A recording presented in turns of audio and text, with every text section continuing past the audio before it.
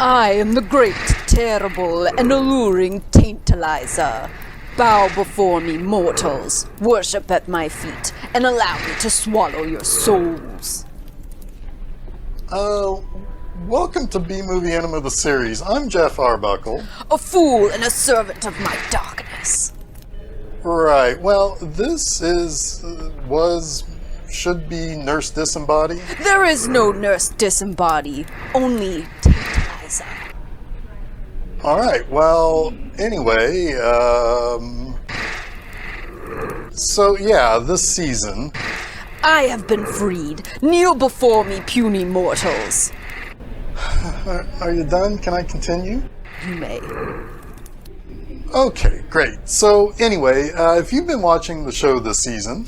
This show will soon be the vehicle to spread my will and demonic powers. So yeah, I've had a poop chute malfunction. Oh, hey man, I'm not blaming you. It's not you. And hey, by the way, I'm glad that you're feeling better, the chat and everything. But yeah, there's been a malfunction, and I had a guy out here last week to take a look, and he found dingleberries. Apparently, the poop chute was loaded with them, and some of them turned out to be kind of evil. I am the evil embodiment of all that is evil. See what I mean? Anyway, it's caused all sorts of problems and things to happen over the last several weeks. Apparently, once my poop chute guy, Bartler Apple, started knocking those dingleberries loose, one or more of them was, well... I am the dread TAINTALIZA. Yeah, that. I will seduce your soul and tear it apart with my teeth. It's been like this for, 3 or 4 or 7 days now. Anyway, Cartoon Face was always into some weird shit, but not quite like this. Cartoon Face Disembaudee has been consumed by my power. You will soon join her, mortal. Now, I admit, things have gotten a little more interesting, and that's not exactly a bad thing. I mean, her new dress code is pretty nice, I guess. I like the fact that she seemingly has an insatiable, well, actually, let's not worry about that part. You have enjoyed it. Okay, let's not talk about that. Where was I? Oh, yeah. She started doing other weird shit. Like, instead of a nice spaghetti dinner the other night, she served raw, barely dead rats. That was delicious. It was gross. I had to sneak out and go to Grub and Grog to pick up a grub burger. Your insolence will not stand. You will obey and stay put and tend to my needs as commanded. I've hardly had any sleep in a maniacs. I'm not sure what to do about this. I would like to think that whatever her name is... The immortal dread TAINTALIZA. Yeah, her, it, whatever. She's been trying for the past, I don't know, like 150 hours straight to swallow my soul or other things. It's kind of a nightmare. You will submit. No one can resist the terrible, immortal dread TAINTALIZA. I also think she has possibly eaten a couple of our patients. You know for a fact I have. So, yeah, there's that to deal with too, but anyway, all week, Nurse TAINTALIZA has been saying she has this week's movie, but she's not handed it over yet. I will show you something evil. Lady, you've been showing me something evil all week. No, you doofus. I have the movie Something Evil. Oh, God, jeez. Oh, what is it? Oh, the movie Something Evil. Gotcha. All right, so this is one of the earliest films made by one Steven Spielberg. Now, Spielberg had been working in TV for a few years at this point, but this actually came a year after his first full film, Duel. Duel would get a theatrical release overseas with a limited US theater run too, and it was a pretty popular movie when it played on the ABC Movie of the Week in 1971. And 1971 was actually a pretty busy year for Mr. Spielberg. Not only did he make Duel, but he also worked on several television series. Most notably, he directed the very first episode of the Columbo main series. Then, in early 1972, this film, Something Evil, was released as a CBS Movie of the Week. And one of the stars of this movie is Darren McGavin, who had just come off an incredibly popular ABC TV movie 10 days earlier with The Night Stalker, the first of two movies that featured his wonderful investigative reporter character, Carl Kolchak. And he's already back on people's TV screens in Something Evil as the TV producer husband of an artist played by Sandy Dennis. Now, Sandy Dennis, just 6 years earlier, was the Academy Award winner for Best Supporting Actress for Who's Afraid of Virginia Woolf. And she had a fairly large career as a major box office draw in the late 60s, but outside of Who's Afraid of Virginia Woolf, her only other real major hit was Neil Simon's The Out-of-Towners, directed by Arthur Hiller and co-starring Jack Lemmon. Is somebody talking about Academy Award-winning actors Sandy Dennis and Jack Lemmon? Oh, great. Now you're here too. Ah, Jeffrey. Look, I think we can probably repair any damage between us. Excellent! Another soul for me to corrupt and devour. Kneel before your mistress, the ever-sensual, terrible, immortal, dread TAINTALIZA. Oh, my lord! Well, it sure does look like you have your hands full, Jeffrey. Perhaps I should leave you to... No, wait. You might actually be able to help me. Me? How on earth could I be of assistance with that? Let me get started with Something Evil, and Dick, we can chat about this and how we might be able to solve the problem with my partner's... Ascension! Illness, her illness. You shall be taken. You shall be taken. Be taken. Be taken. Be taken.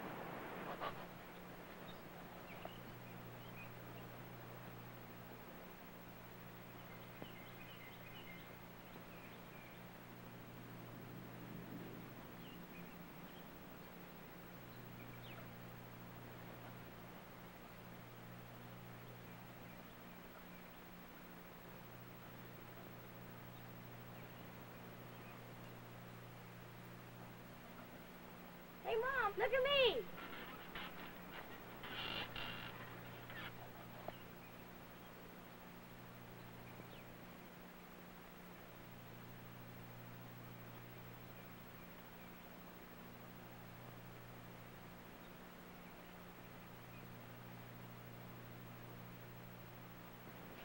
This place is for sale. Paul, this place is for sale. This place is 2 hours from New York City. It's a long way to commute. Be careful!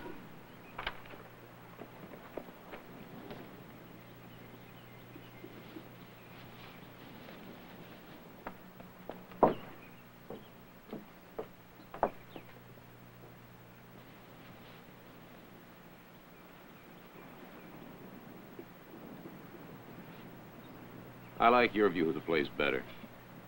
It's more romantic.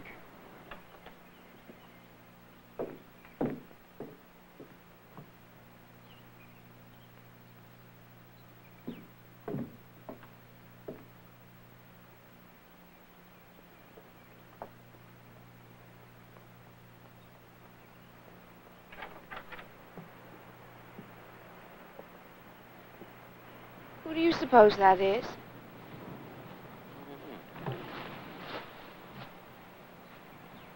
Oh, maybe it's the owner.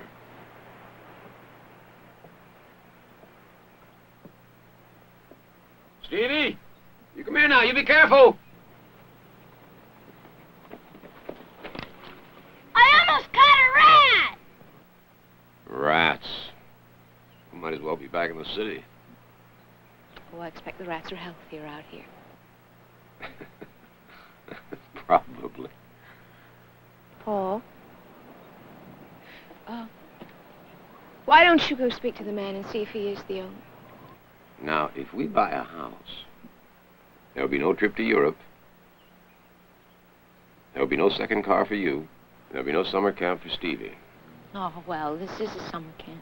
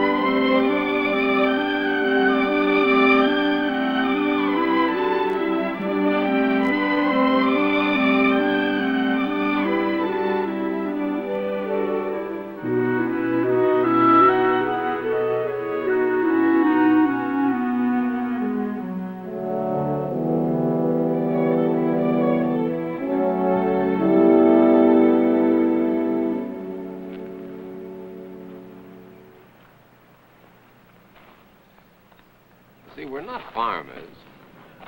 I work for an advertising agency in New York, and well, we both have been looking for a place in the country. Well, I was thinking it'd be best for a new owner to just use it for weekends. It doesn't have city conveniences. Mrs. would probably get to hating it. I could farm the land for you. No, I can't afford both places. Well, you know better what you have to do. It's for sale, like the sign says. Still, it's a strange place. Well, the water is sweet, isn't it? I mean, it's got a good deep well. Oh, the land's not worn out, is it? No, soil's fine. Yeah. It's better than most, but it's a different place. The land's really a living thing to you, isn't it? Well, the land breathes like any man. Indifferent as one is from another. Good and bad. Yeah.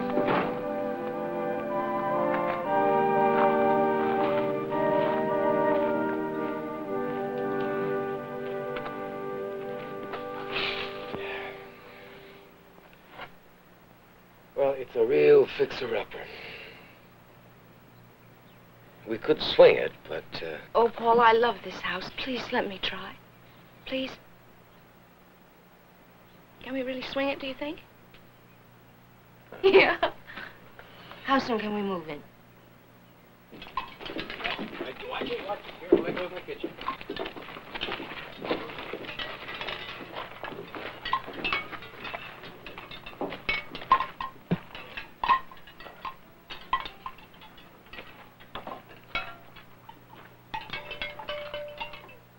I made it myself.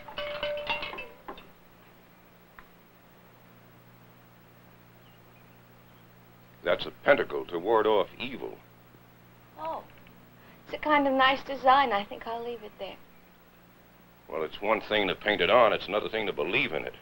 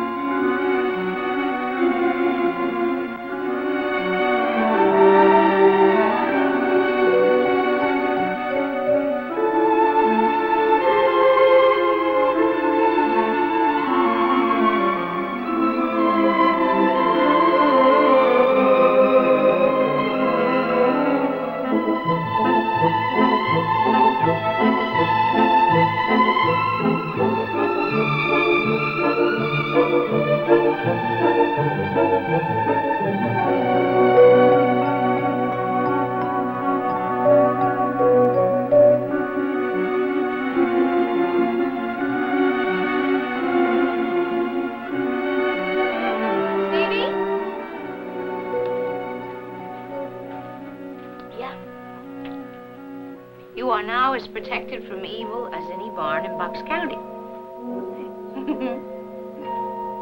One bite? No, one. No.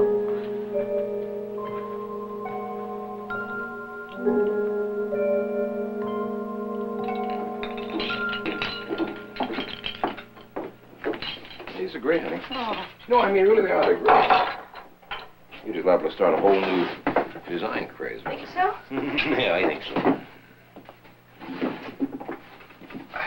I fed the kids early for a change, so it's just the two of us. Oh, nothing special in mind. Oh. Are these our tomatoes? Mm-hmm. Yummy. I have something that I want to tell you. No, I saw Garman in the field today, and he had killed a chicken, and he was letting it bleed, and then he was swinging it back and forth all over the ground. How do you like that? Thank you. I had an appetite before that. I'm sorry, but I had to tell you. I'm sorry. Well, I told you, these people around here are very strange, you know. I'll take the chicken. Killing a chicken and letting it bleed in the field probably means that they're trying to put fertility into the land. No. Some of these old ideas, these old beliefs, they die very hard. As hard as the chicken? Oh, come on. They're probably going to have it for dinner anyway.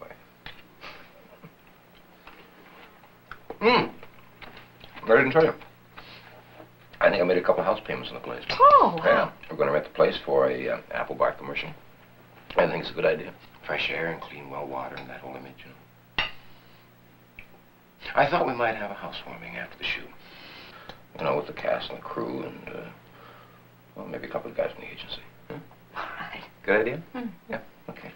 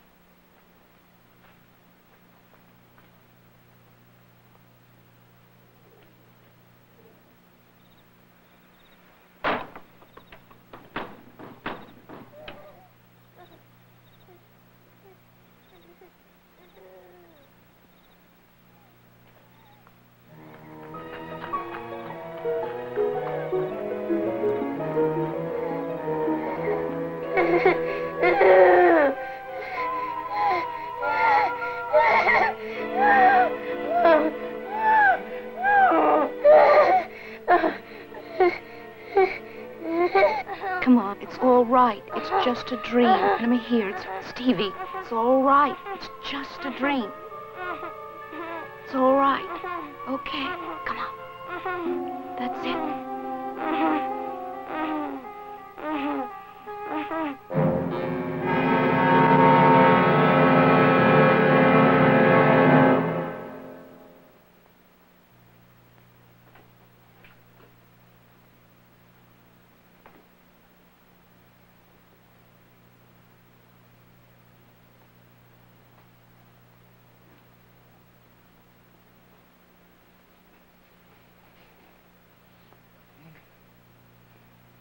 What's the matter? You been here all night? What's wrong? Is Laurie all right? She's sleeping. Gotta get back to bed, too. Come on, Steve. Wait. Get your feet up. Stand up. Boy. Oh, boy. You're getting too heavy, you know that? You're just growing up too much. Oh, boy. Come on, big fella.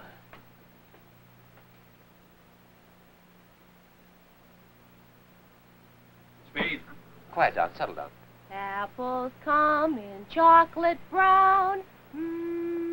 They're wonderful. Apples come in taffy gold.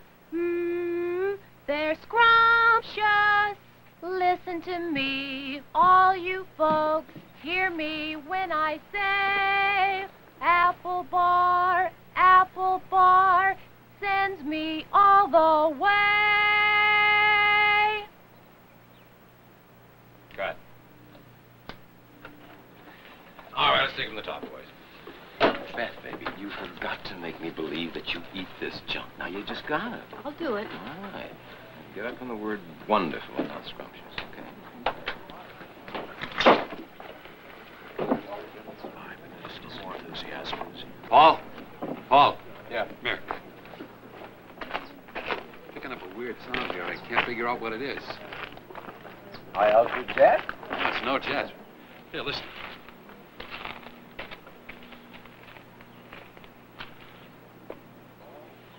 That's weird. Uh-huh. Marge! Marge? Honey, did you remember to turn off the refrigerator like I asked? Yes, and the freezer, too. You did? All right, settle down, everybody. We're listening for a strange sound. Look, Paul, I don't know why you're worried about the sound anyway. I mean, that girl can't sing at all.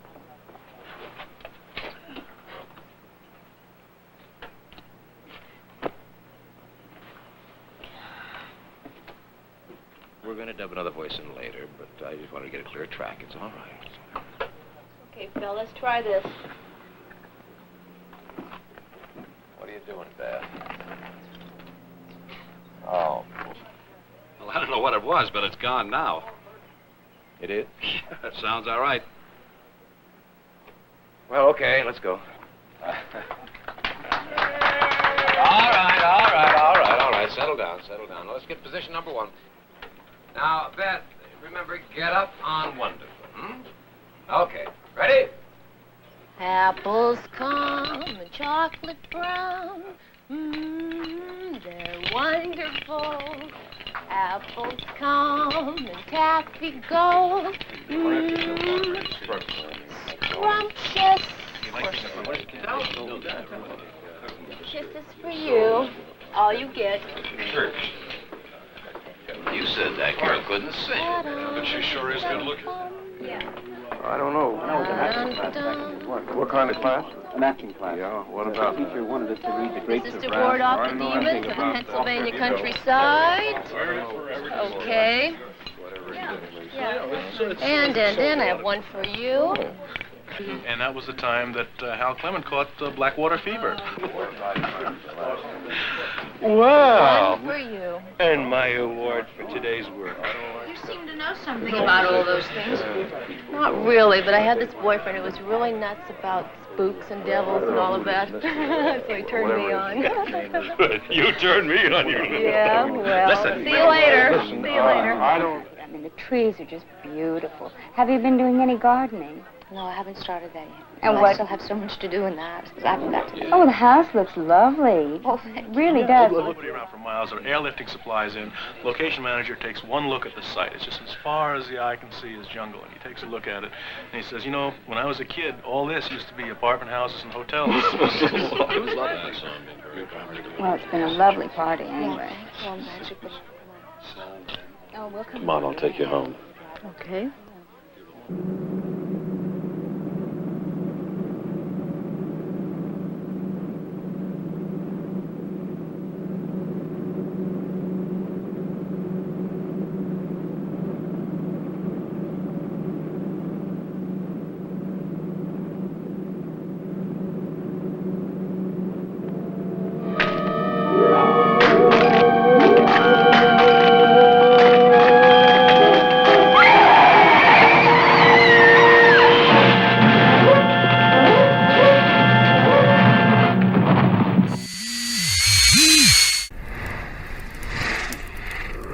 Aw, geez, Dick, please tell me that you're finding something, anything to help me with this. I mean, she's got pretty good aim.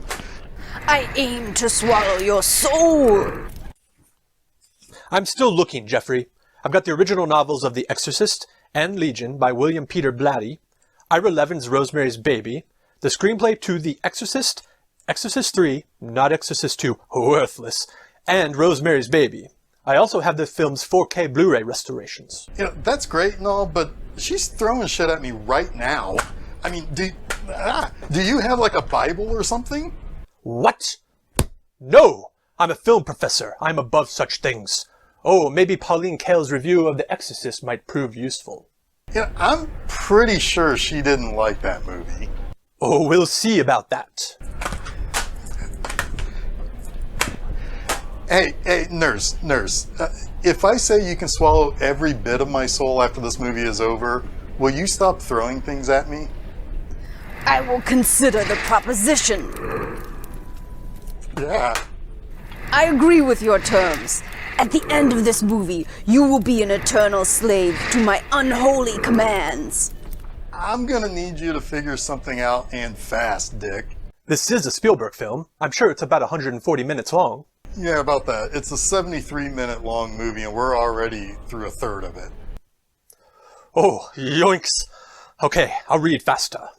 Good. So, yeah, we've got ourselves a Steven Spielberg movie. We talked a little bit earlier about how Duel was his first actual feature-length movie that he made for TV and eventually got an extended theatrical run. However, Something Evil has some definite Spielbergian elements. The first is that we have a relatively liberal, or at least cosmopolitan couple who is in a place that they aren't super comfortable with, a rural setting. Even at the beginning of this movie, we see that the wife, Marjorie Warden, played by Sandy Dennis, is an artist, and she's kind of taken by the simplicity of the region. Not only can she draw and sketch very well, we also know she is good at creating little trinkets with clay. She's curious about the barn and the house being adorned with a symbol to ward off evil spirits and such. Hey, Poop Shoot, maybe we need to get you one of those. You will do no such thing. I will be here for all eternity, feasting on human souls. Yeah, anyway, she makes these trinkets with the symbols on them, but when she gives one to little Stevie, he's like, yeah, that's great, Mom, here, eat some of this PB&J. He doesn't really care, and that's kind of a typical Spielberg thing. The kid is just being a kid and not as engaged with whatever the adults are up to. And what's more, we have the breadwinner of the family, Paul Warden, played by the always great Darren McGavin, and he's playing a TV producer who's seemingly happy to let his wife be happy with whatever she does all day while he commutes 2 hours to New York City to do his thing. And he's not exactly engaged with the goings-on at the farmhouse either, at least at first. Now, I called them cosmopolitan, but that's maybe not exactly fair. Paul works in the city, but I don't get the impression that he makes a ton of money to be able to live in New York City. When the movie opens, Marjorie really seems to fall in love with the house and the quiet of the area. Paul, though, he's not quite as impressed. He looks at the picture that she drew of the home and then the home itself and comes to the simple conclusion that her drawing is far more charming than the real thing. And I like that more or less on a whim, he decides to buy her this house, even though it is really pretty far away from his work. And he's like, well, okay, if you want this house, we can't afford to go to Europe anymore. We can't get you a car for yourself. We can't send little Stevie to summer camp. I mean, imagine that, will you? I mean, he's got the money to buy the sprawling property, but to do so, it cuts out all this other stuff that they won't be able to do now. And it's kind of crazy to think that a TV producer in New York City can't afford one or more of the other things that if they can afford that property. But anyway. Take a shot whenever someone says Steve or Stevie. Be sloppy drunk while watching the little red-headed child of the devil do weird shit. That's probably a trick, so maybe don't do that. All right, Dick, find anything more? Well, I think we have something here. We need to try to find a way to communicate with Nurse Disembaudee without the demon TAINTALIZA. Taintaliza! Taint! Oh my. Yeah, don't mess up her name. She gets really touchy about that. Noted. Now, you said something about trying to communicate directly with Nurse Disembaudee? Yes. If we could communicate directly with her, maybe we can get her to try to help us cast the demon out. Like she'll be working from within to push out the demon, as we pull the demon on the outside. Hey, yeah, I like that idea. Any ideas on how to communicate with her? I think we need to try hypnosis. The demon is on the surface. If we could get the demon possessing her to go to sleep, then we might be able to speak to the real Nurse Disembaudee in her subconscious. Wow, Dick, that's a really great plan. To be fair, I really need to credit my student aide. She double majors in film and psychology. Huh, fancy, but wait a minute. Were you and your student aide getting that idea from The Exorcist? Yes, they were able to communicate with Reagan that way. Yeah, but I don't think that ended well for the psychologist.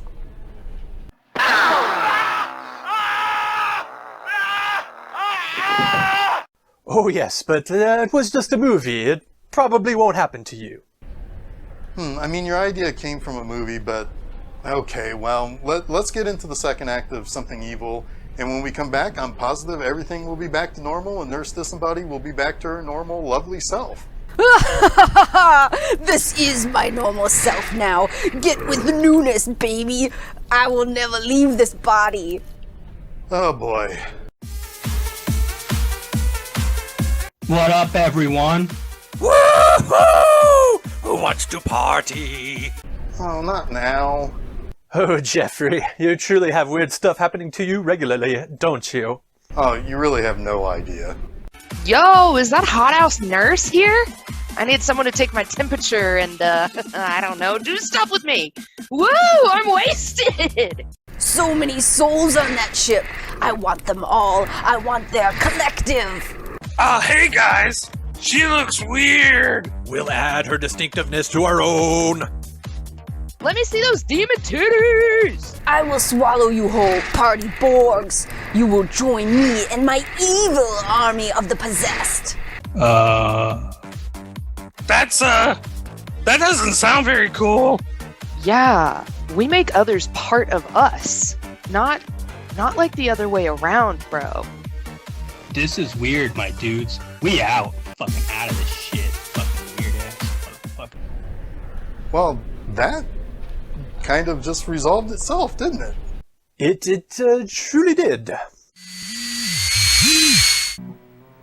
mean, the police only said that the place was badly marked, and they had no other explanation than that.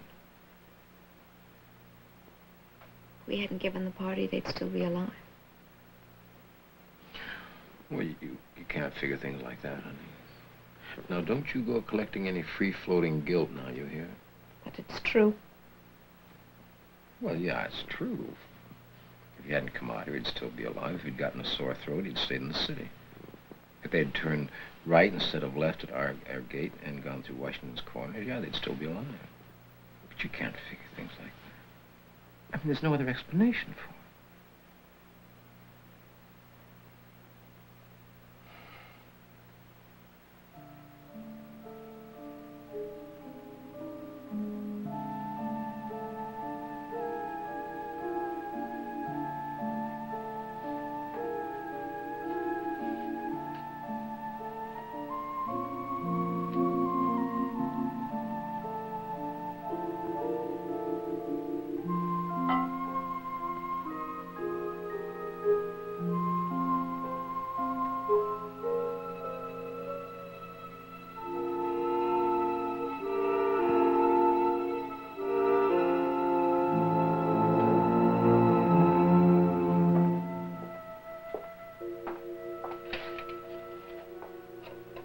Apples come in taffy gold. There's Squantua, there. Thank you. Thank you very much, my dear. We're looking for a singer. Try it once again. Yeah. Who? Oh, Jeff, work for her own. Hello, honey. What's up?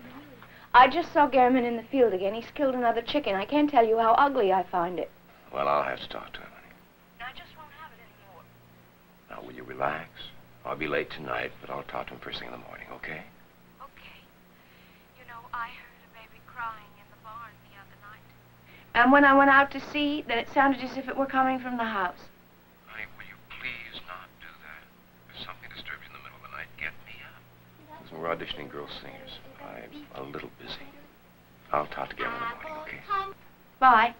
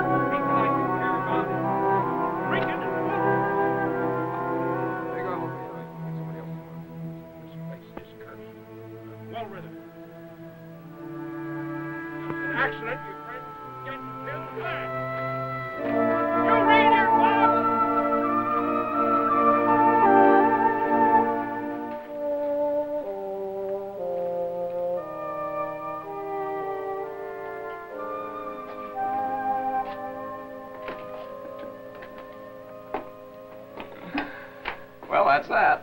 What did you say to him? He was waving his arms all over. Well, he said something, I said something. He yelled, I yelled. I fired him. We'll have to get somebody else to work the place. He said we were fools, and he'd rather not work for fools. Well, how did he justify that? He said we were mocking the devil, especially you. He inferred that we caused that accident. Drinking and foolishness. You think everybody around here thinks that of us? That's it. Now remember, the one that eats the most in 10 minutes gets the prize. Easy there, don't leave your teeth in there. Hey, watch it there, Stevie. What are you doing there? You're getting more on your plate than you on your mouth. No, look at Pam twirl, and look at Bruce. You have more neighbors than you think you know. Really, come on. Schiller over here is no more than a mile away from you guys. Hi, how do you do? A mile down from you at the first turn. Oh, yeah. Those friends of yours, they were killed on my property. Oh, really? Terrible thing. Yes, it was. Mag, here are the people whose friends were killed on my property. My wife, Mr. Ward. Yeah. These are the Hackets. Paul and Marjorie Ward. He had a hole in his pocket. I've heard of that in a lot of places. You got a lot of conversation coming and going. Would you follow me? I want you to meet Harry. Harry? Oh, how do you do? I'm Marjorie. Oh, I'm Ernest Lincoln. Weren't those people killed on your property? Property. It was on the Schiller property. Mrs. Worden, excuse me. Harry, this is Mr. and Mrs. Worden, your ladies' guests and neighbors, Harry. Good. I've heard how you do. And this is, excuse me, this is Ernest. Harry's nephew. Oh, how you do? Harry. Things out to the hungry ones? Sure thing, Harry. Are you retired, sir? No, my uncle compiles cookbooks. He's a very good cook. What? They want to know what you do. I put together cookbooks. Yeah. I saw an example of your work with the pentacles. Very skillful handling of the designs. Remarkable. Where on earth did you see that? They want to know how you know about the pentacle. I was over at the Schiller's, that's how. I know that. They have one tacked up on their new fence. The fence the couple crashed into. Terrible. Terrible. Yes. I lost. And your manners along with it to wipe your mouth off. Terrible. Only child? No. Small daughter at home with a sitter. I put together a Pennsylvania Dutch cookbook once. Amish, Germanic, solid, stick-to-the-ribs kind of food. I illustrated it with pentacles and hexes. I've got a lot of books on the subject. I've studied it a lot. Fascinating. I'll bet you'd like to see some of those books. Come with me into the library. I'll show you. Paul's gonna tell a joke. I'll tell you about that special order I got. He's gonna tell a joke. Oh, it's going to be a true joke. I spend all my time in here, or in the kitchen, since my wife died.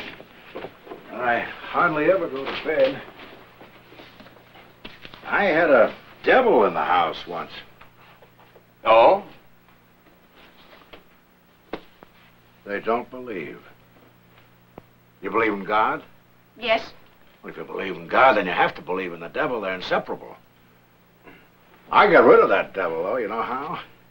Well, I talked to him, you see, but when he talked to me, I couldn't hear him. Drove him crazy, and he left. Well, I'm glad to see that you have a sense of humor about this. I wouldn't want Marjorie here to become too seriously involved in it. Why's that? Because he thinks that I am very gullible. Both feet off the ground. Yeah. Here's some ripe ones. Now, the idea of the circle is for protection.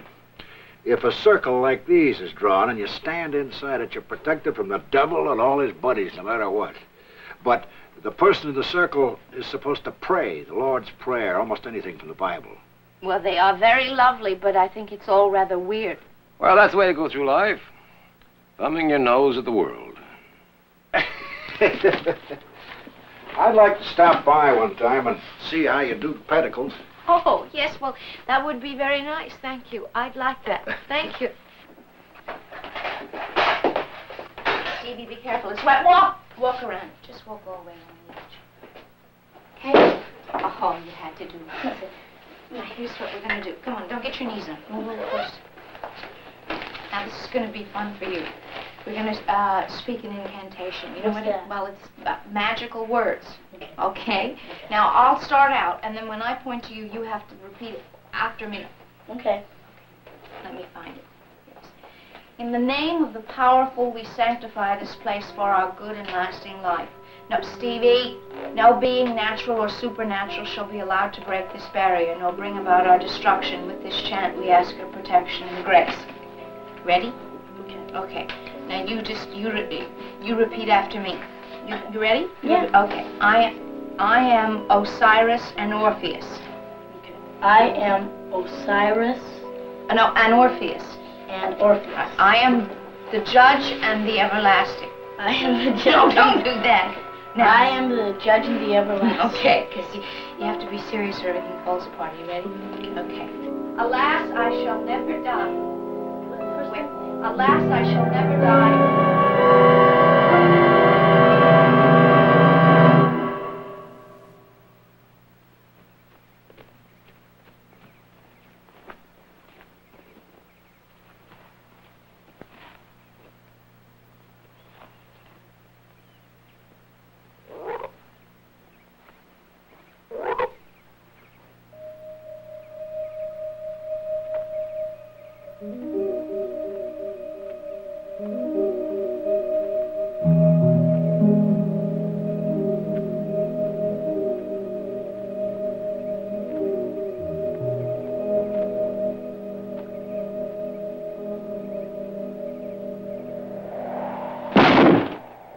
Some great magic cures. Here is one for overpowering a dragon. And one to cure the gout. Here's one for ulcers. Oh, I'll have to tell Paul about that. Ulcers.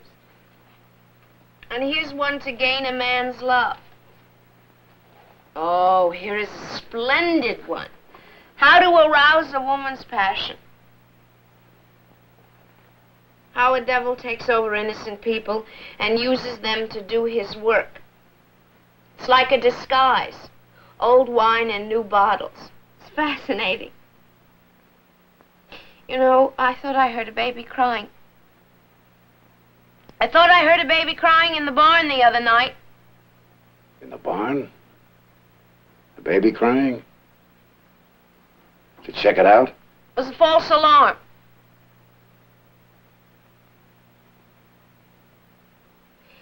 Evil spirits do not necessarily bring about mayhem themselves, but possess a human being to cause ruin and shame. The devil is thought to materialize as a black cat or a toad and expect kisses from his subjects. Where have you been? I thought I told you not to wander off. Do you remember Mr. Lincoln, Steve? Hello. Hello, Stevie. Where have you been? In the shed. All kinds of jars of stuff out there.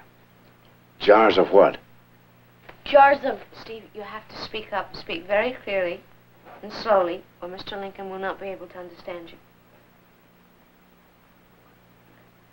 Jars of stuff in the shed! Probably the old tool shed. Everything eventually got stored there. Would you do me a favor? Would you go upstairs and see if Laurie's all right? Okay. Thank you. Welcome here. You're a psychologist. No. No. I just know my own son. You know, this is fascinating. I'd like to record your account of the other night, if you'll allow it, when you heard the baby crying. Yes, but why? I like to keep records of odd occurrences like that.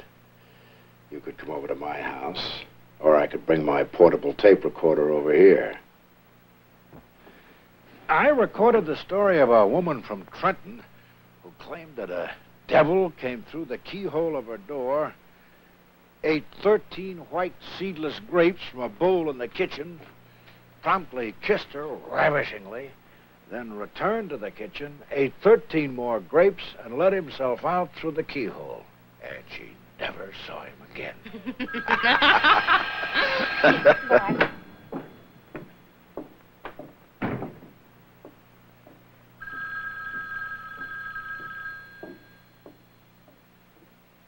Hello? Hi. I've been trying to find time all day to call you. Oh, that's all right. I've been talking to Harry Lincoln about magic spells. My wife, the witch.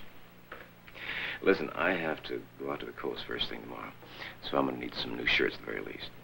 We're going to show the new campaign to the client. Yes, well, I'll get everything ready. How are the kids? No problem. And how are you, Mrs. Wharton? Oh, I'm very well.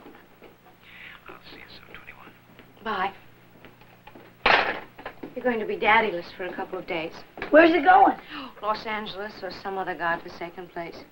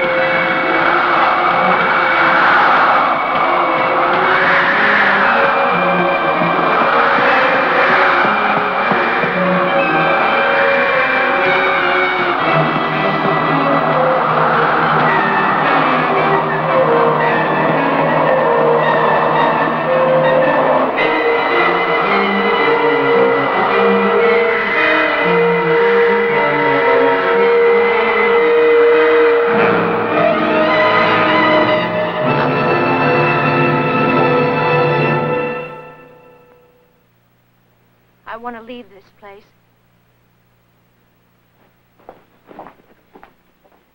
Paul, I want to leave this place. Well, I have a vacation coming up in about 3 weeks. I could use one. We'll go away.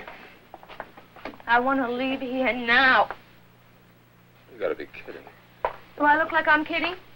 Not even having a bad time, the kid's getting you down. No. No, it's not the children. Paul, so many strange things have happened to me here I can't begin to explain to you.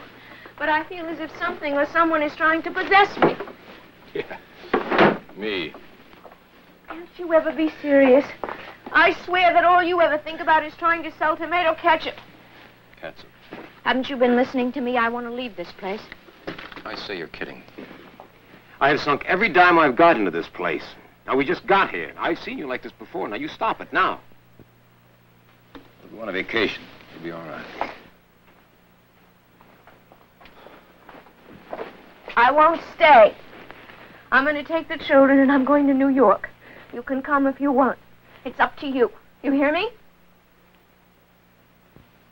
Fine. We'll sell the place. I'll call a realtor in the morning.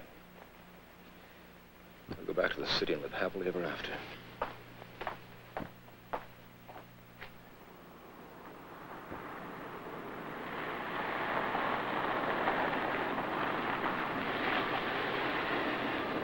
Hello, Paul. Good morning. Beautiful morning.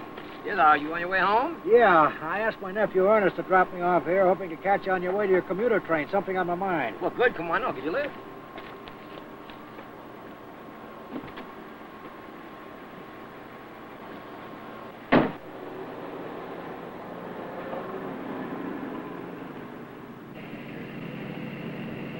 Marjorie's had a couple of nasty experiences on the farm. Shockers.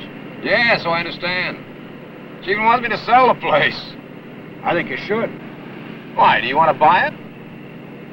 She's been under terrible stress. Gehrman called me. He said he heard her screaming last night. He said he'd have looked in on her, but he was afraid she'd order him off the place. He thinks she got you to fire him. I didn't know about the screaming.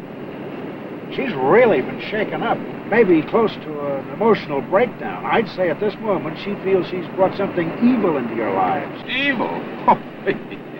You know, some places are evil. You can buy them, but you can't always own them. I'd consider a change if I were you. I believe there's a devil. I know it can come disguised to me. Sometimes you have to accept things you ridiculed in the past. You're incapable of resisting a thing if you don't believe it exists. Don't set up a wall when Marjorie tells you how she's felt or what she's seen. Open up, listen, as if her life were in danger. I know that she's been going through some kind of a transition, but to blame it on the devil is a complete avoidance of reality. I'm not going to see a realtor. I don't intend to, not for a few days anyway, until I see whether she's calmed down or not. If I sold the place now, I'd take a terrible loss. I got a hunch she's been on something. I mean, like, maybe she's out squeezing those grapes out back into some eye-proof stuff. Something. All I'm asking you is that you consider what I'm saying. I'm nearly always at home if you need me. Yeah, and I appreciate it.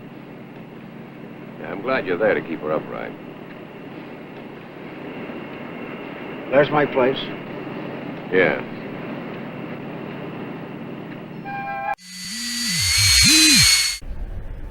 Oh, God. Ah. Oh, gosh. I don't know what to say, Jeffrey. I really thought that would do something more than it did. Ooh.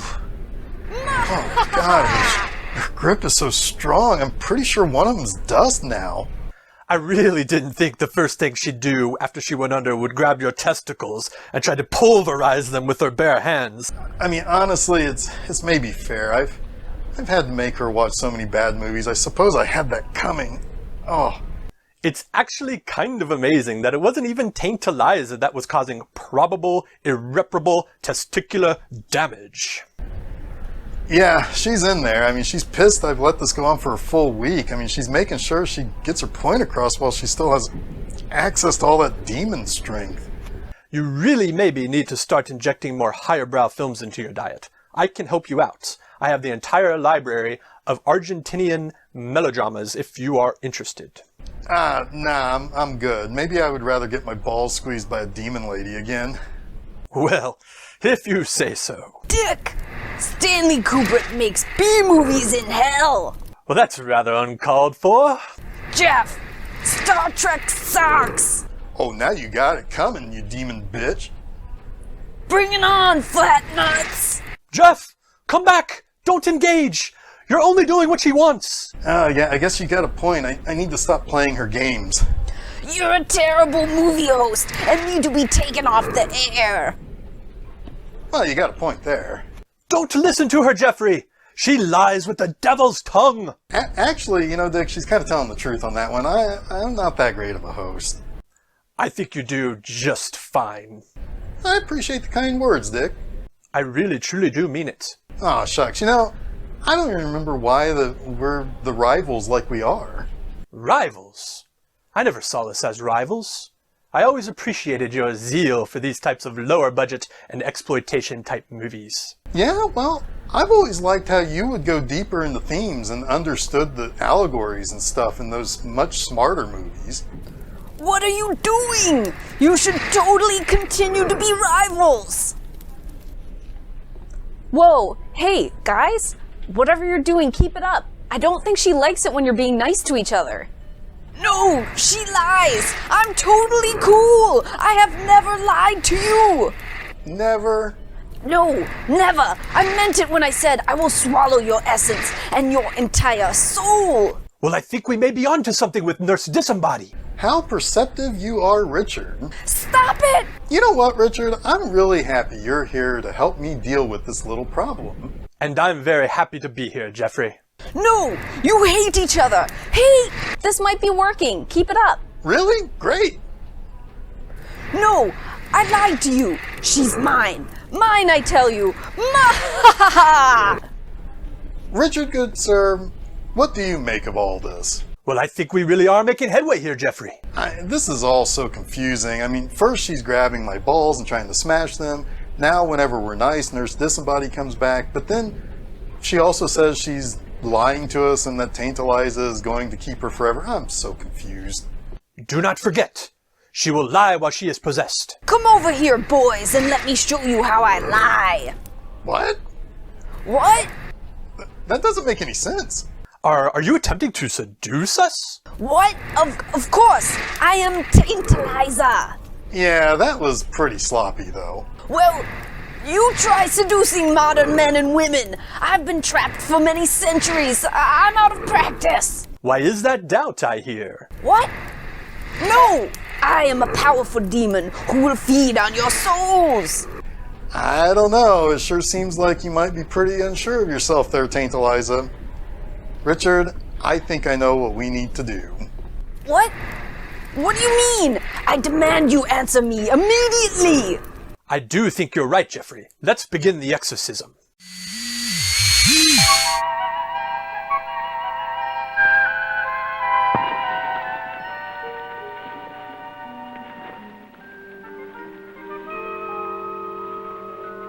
Stevie! Don't play like that with her. Now take that thing away. Take it away! Stevie!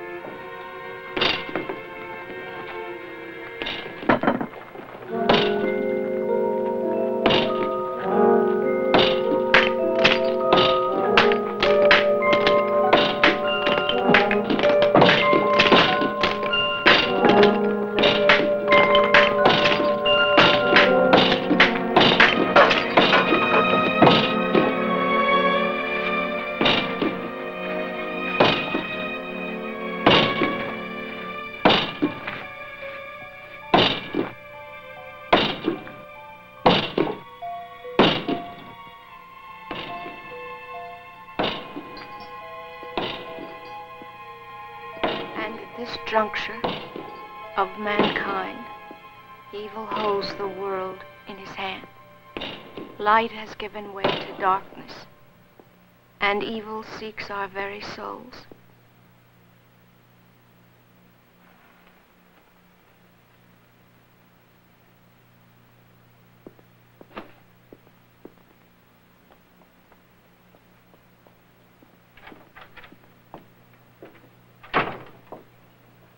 Stevie!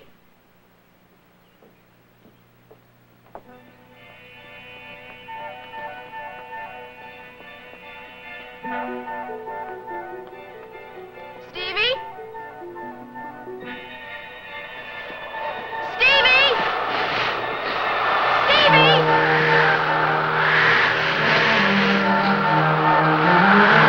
Stephen! Stevie!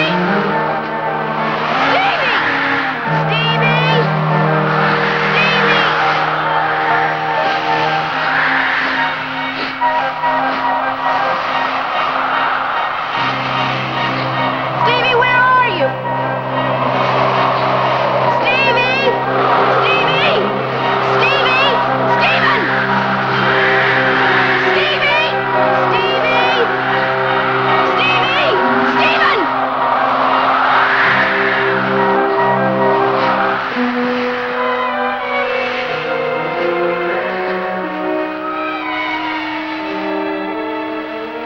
I thought I told you to stay in the yard. Didn't I tell you to stay in the yard? Didn't I? Didn't I? Didn't I?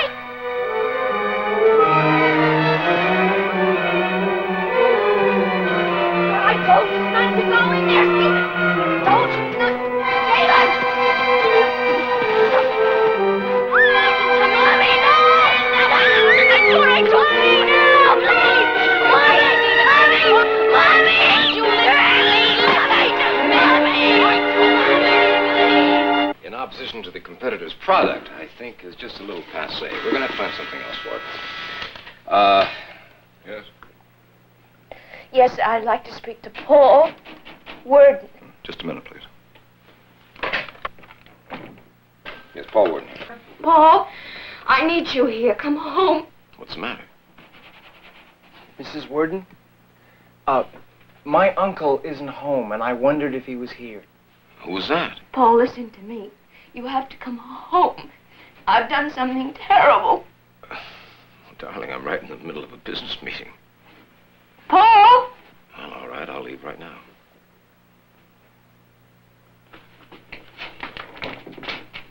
Mrs. Worden?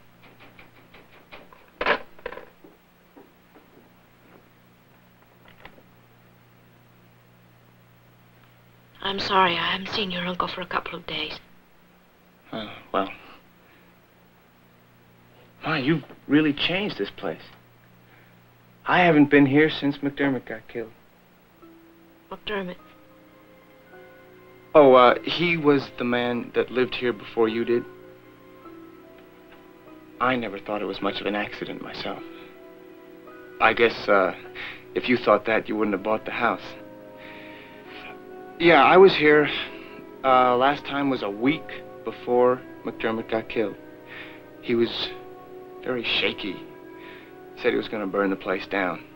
He said, I've got to destroy it before it destroys me. Well, McDermott was never very stable.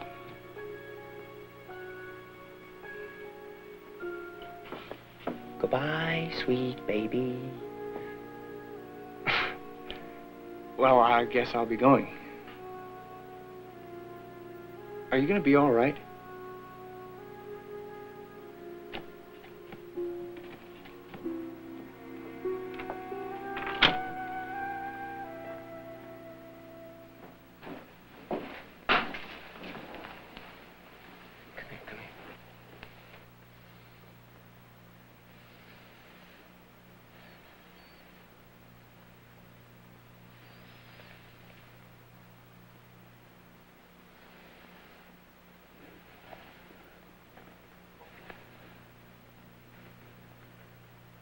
You gonna be okay? What happened? You fall down? Did your mom do this to you?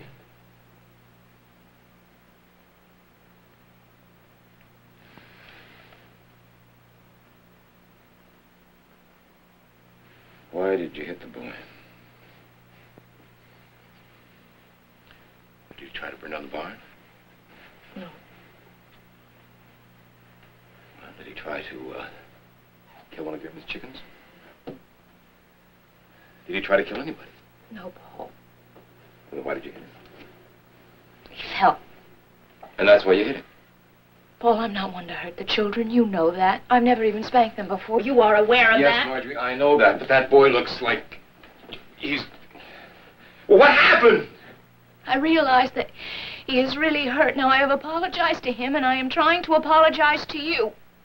I'm sorry. You understand that? I'm sorry. Paul.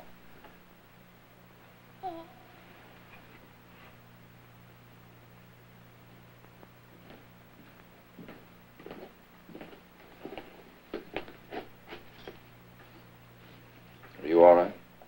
Yes. Have a good day. You too.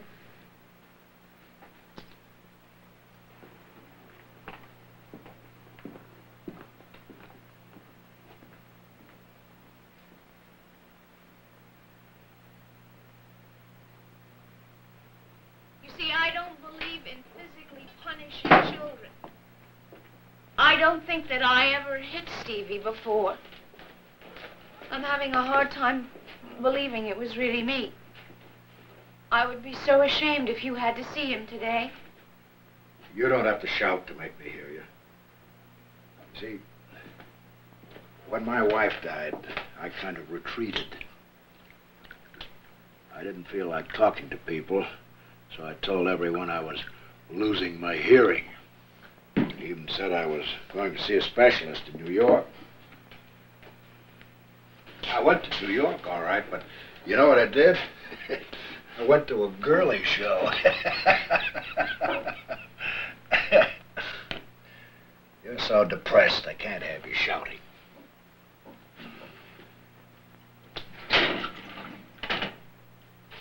A 102-year-old woman from Germantown sent me the recipe for those. It's supposed to give you a long life and a short temper. I want you to try one of them. No, thank you. I'm not so sure that I want a long life. And I think I already have a short temper. It's strange, you know, but I start out to laugh and I end up crying. You know, the books that you gave me, I've been reading them a lot lately. If I thought they were going to tear you up like this, I wouldn't have given them to you. No, it's not the books. Can you believe that I believe that the devil is in my house? Yes. If you believe there's a devil, and you believe the devil's in your house, then for you it's true. I don't trust myself. I'm afraid for the children, too. I have to go home. I've left Stevie with the baby. Marjorie! Some things are more powerful than pentacles. Like love. It's a powerful force, Marjorie. I live only a mile away. The telephone puts us in touch in seconds. Don't hesitate. I won't. Apple Bar commercial, re-recording, take 2.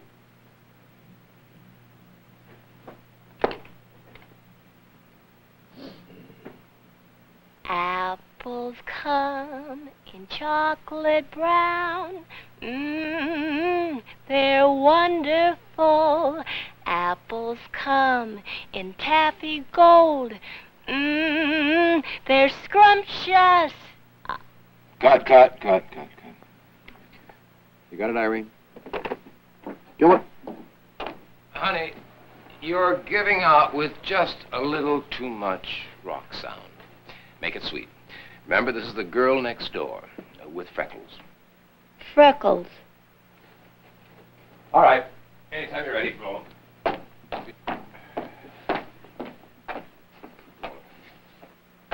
Roll take. Oh. Oh, can you come home? Honey, I can't possibly come down there tonight. I'm right in the middle of a session. As a matter of fact, I'll probably be staying in town tonight. This thing's going to go late. I'm sorry. I didn't mean to bother you. You know, you must think I'm crazy calling you all the time like this. Why don't you call Harry and have him come over and sit with you, huh? Promise me you'll do that. Yes. Yes, I'll do that. Sin, I'm really sorry that I bothered you. I'll talk to you tomorrow.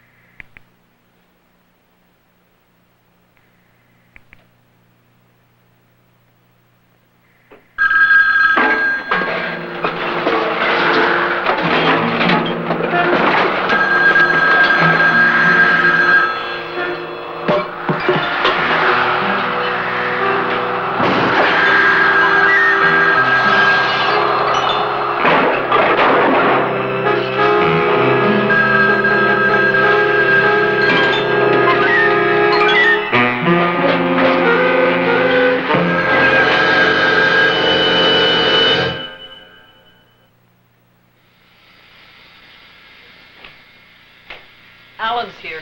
Thanks, honey. Send him in. Come in, Alan. Hi, Paul. You been here all night? I slept on the couch. What do you got for me? I have something I think you'll find interesting.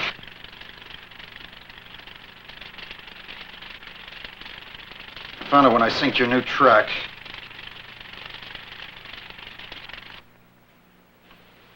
You see it? There it is. It won't go away. You sure it's not just a print? It's on the negative.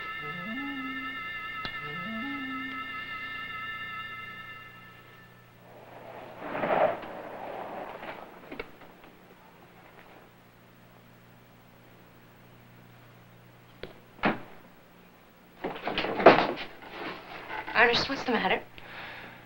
I have something to tell you. My uncle was attacked last night. I just came from his house. There are lots of policemen there. They said that he was left for murdered, but he didn't die. He's in terrible shape, though. They're not letting anybody see him now because, well, there's not much to see anyway. I haven't seen much of him myself since you came here. Perhaps if I had, he wouldn't be like he is.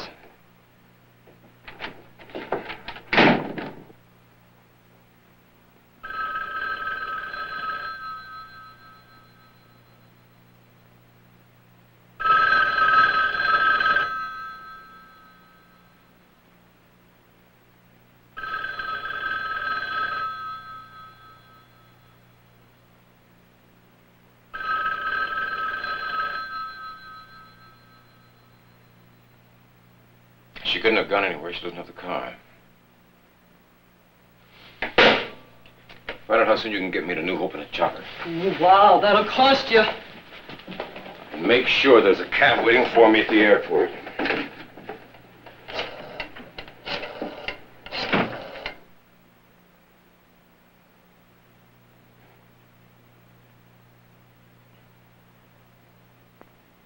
Something wrong, Mom?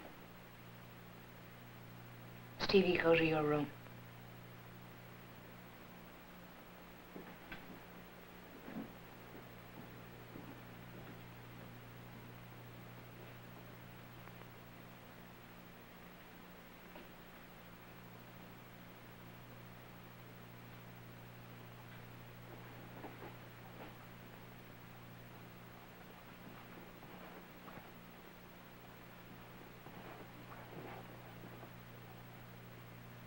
Stevie, I told you to go to your room.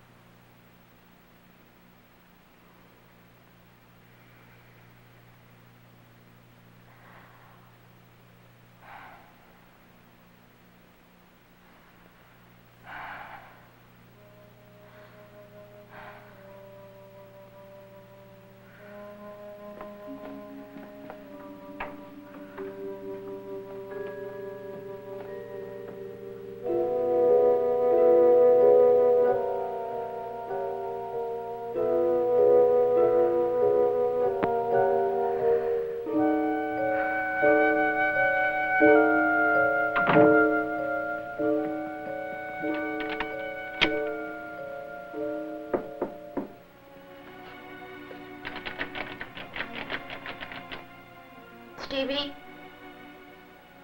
I want to tell you some things. I want to tell Lori, too. But she's not going to be able to understand the way you are. Stevie, I want you to know that I love you and Lori and Daddy very much. Stevie, it's very important that you hear what I have to say. Now, Lori is so small,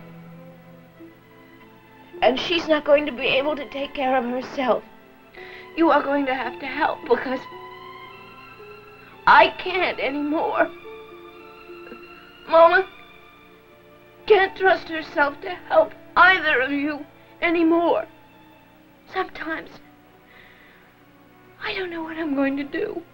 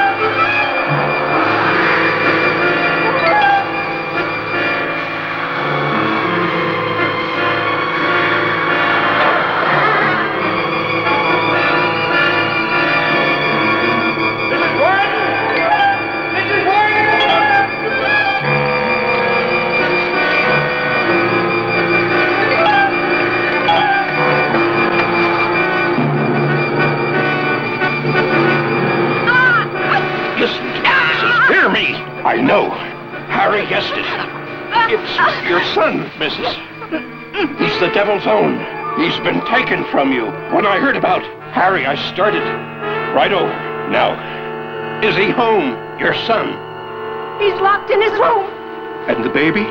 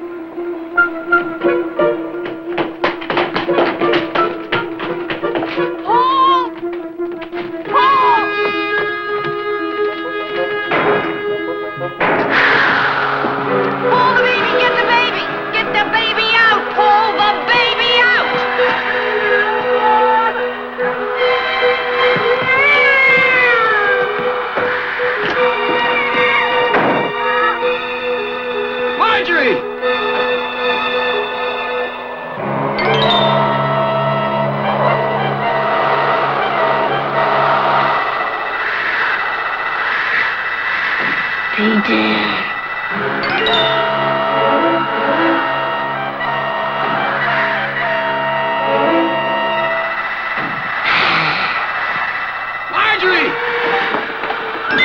No! You can't have him! No! No!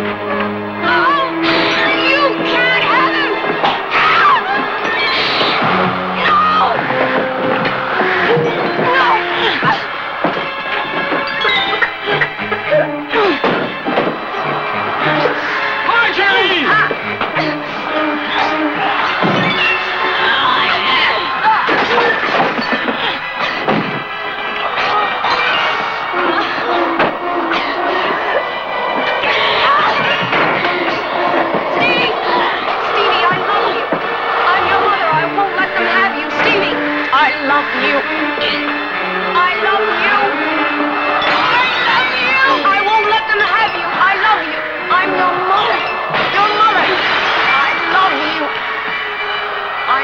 Mother, Stevie. I love you. I love you. Oh, Stevie. Stevie. I love you. I love you. Stevie. I love you.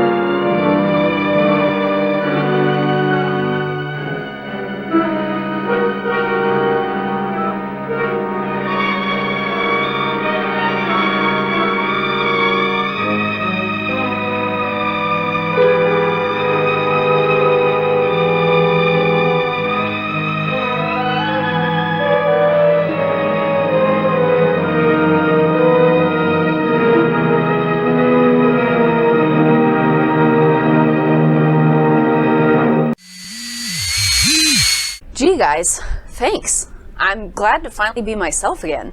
No problem, Cartoon Face, but I don't think I've ever said so many nice things in such a short period of time.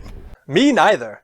Unless, of course, I was talking about a film by Terrence Malick. You know, it's not every day that you get thrown up on by a horny poop shoot demon lady. Let alone multiple times. I'm sorry about that. I didn't have too much control over each part of my body. So it wasn't you who squeezed my nuts to smithereens and when we hypnotized you earlier to try to communicate with you?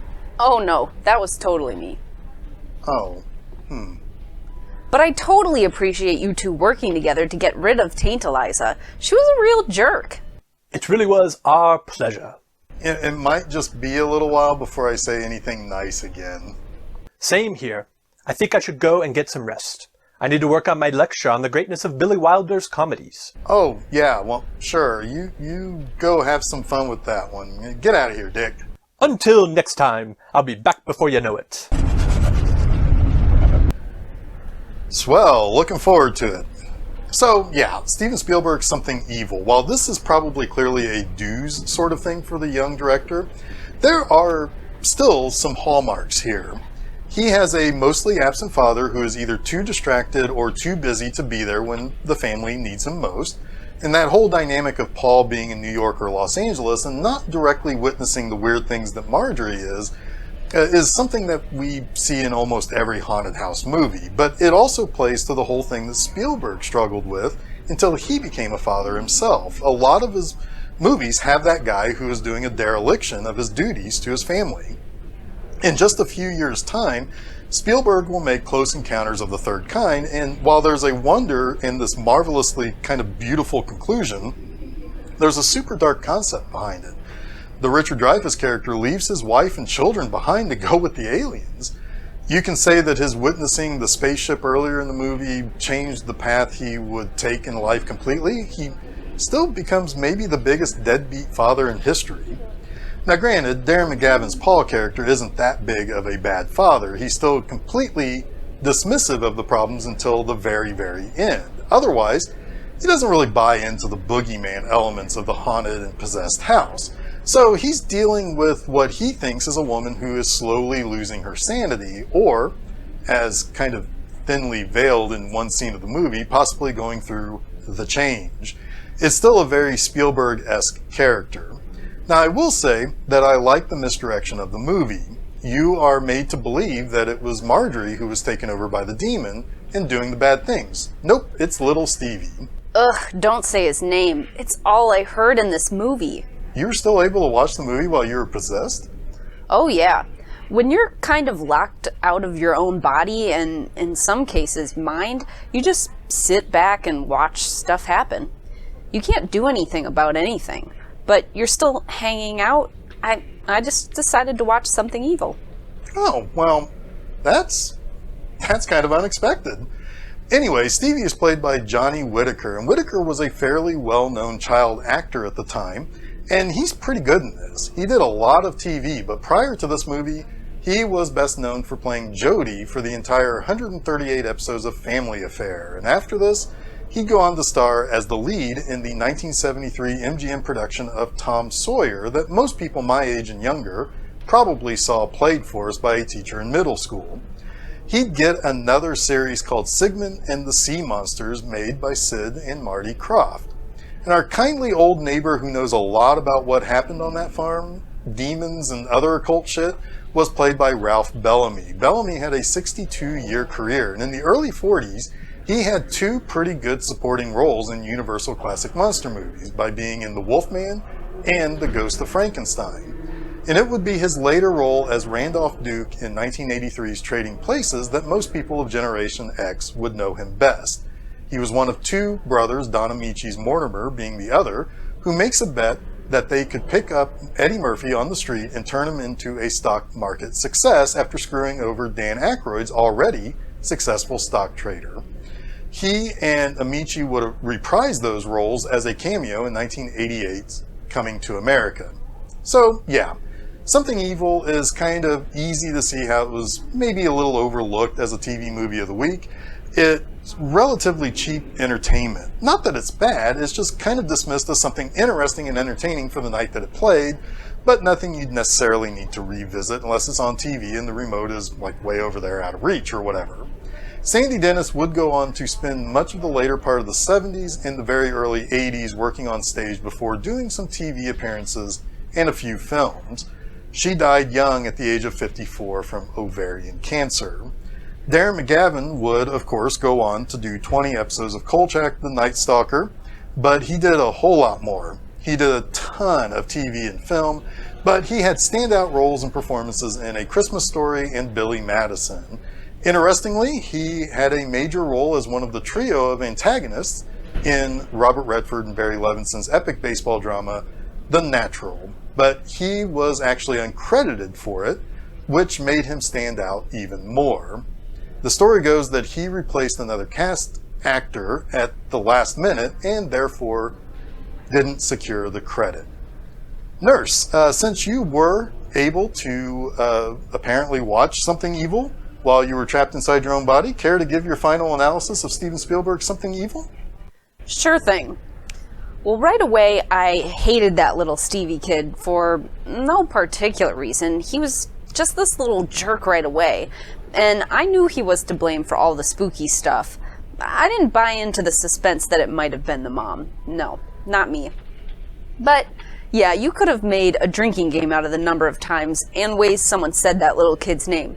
Steve! Stevie! Steverino! Steve! Stevie! Hey, wait a minute. Yeah? That TAINTALIZA chick said Basically the same thing. She wanted everyone to get drunk, probably to lure them into a trap so she could eat their souls. Oh, she did?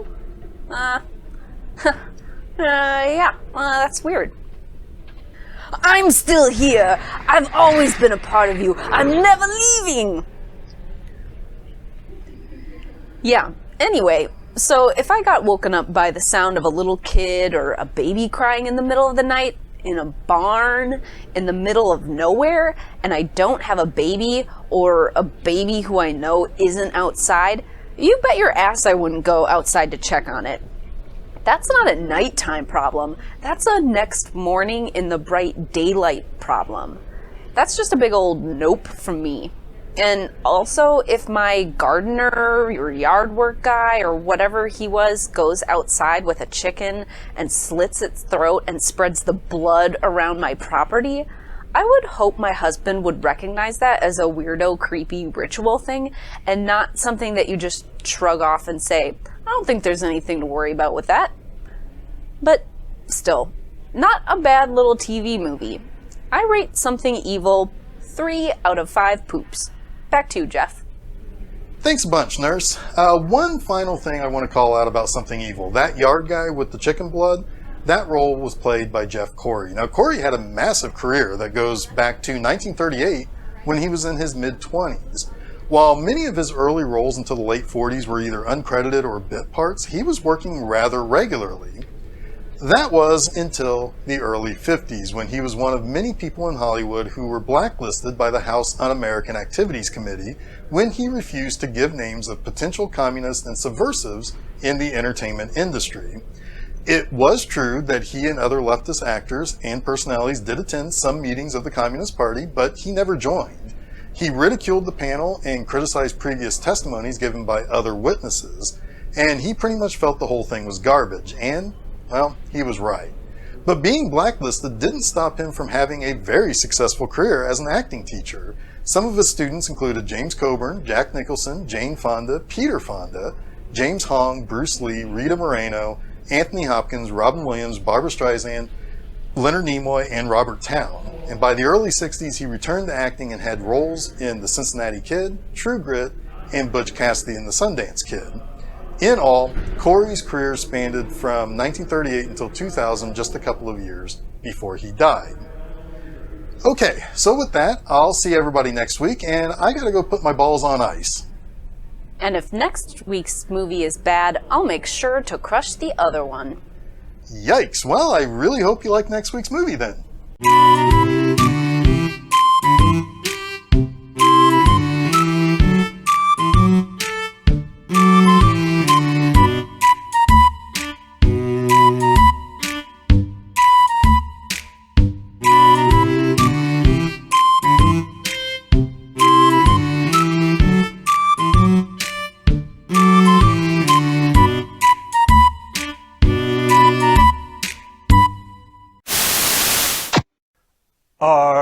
Are you attempting to seduce us? Here's some options.